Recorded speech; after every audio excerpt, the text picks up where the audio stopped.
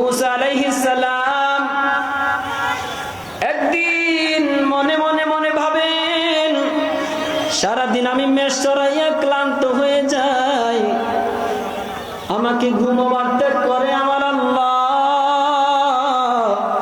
আসমানটাকে এত সুন্দর করে পরিচালনা করে, জমিনটাকে পরিচালনা করে, দুবয়ের মধ্যে যাহা কিছু আছে সব কিছুকে আল্লাহ তাআলা পরিচালনা করে। ওই আল্লাহ তাআলার কি ঘুম আসে না? আল্লাহ তাআলা সাথে সাথে জিবরাইলকে পাঠিয়ে দিলেন। সুবহানাল্লাহ। জিবরাইল আমিন এসে বলেন, হে মুসা। মুসা আলাইহিস সালাম হতভম্বিত হয়ে গেলেন, কেন আসলে? জিবরাইল আমিন বলে, আপনি আল্লাহর ব্যাপারে কি ধারণা করেন? বলে, আমি তো মনে মনে ধারণা করেছি, মুখে তো বলি নাই। বলে, মনের খবর জানেন কে? জোরে বলেন। ওয়াল্লাহু আলিমুম বিযাতিস সুদূর।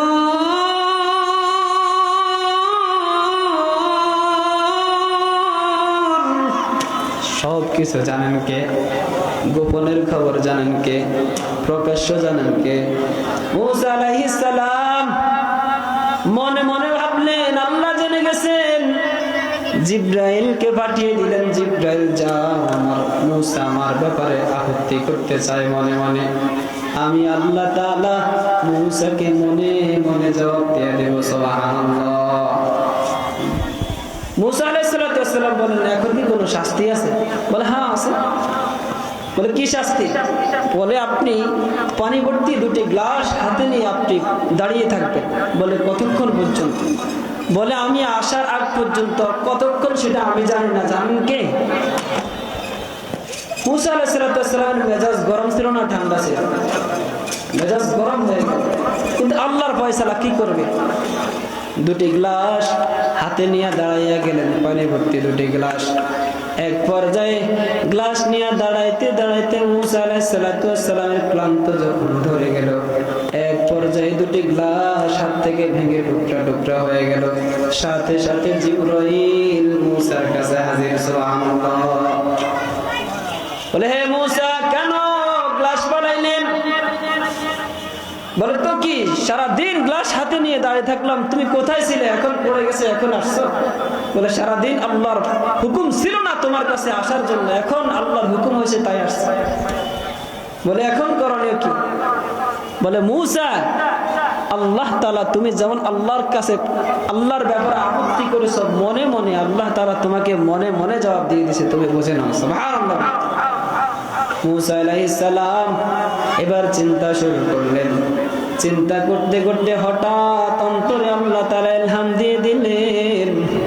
আল্লাহ তাআলা কেমন জানি মুসাকে বলে, হে মুসা, মাত্র দুটি গ্লাস হাতে দিলাম, রাখতে পারো না? হে মুসা, তুমি জানো আসমানটা আমি আল্লাহ চালাই, জমিনটাও আমি আল্লাহ চালাই।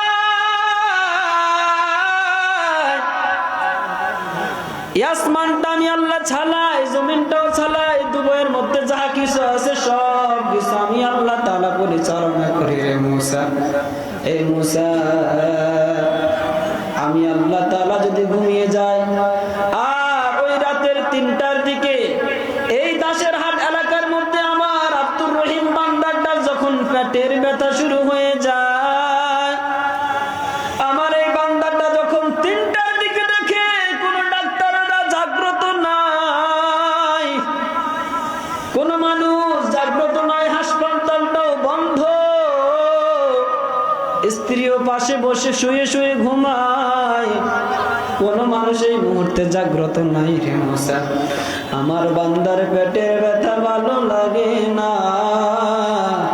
লাভ লাভ দিয়া ঘুম থেকে উঠে যখন বসে যায়, এমন অবস্থায় আমার বান্দা যখন দেখে কোন দিকে কোন সহযোগিতাকারী কেউ নাই, আমার বান্দাটা যখন চোখের পানি ফেলাইয়া ওই আসমানের দিকে তাকাইয়া একটা ডাক্তার, ও দয়ার মালিক,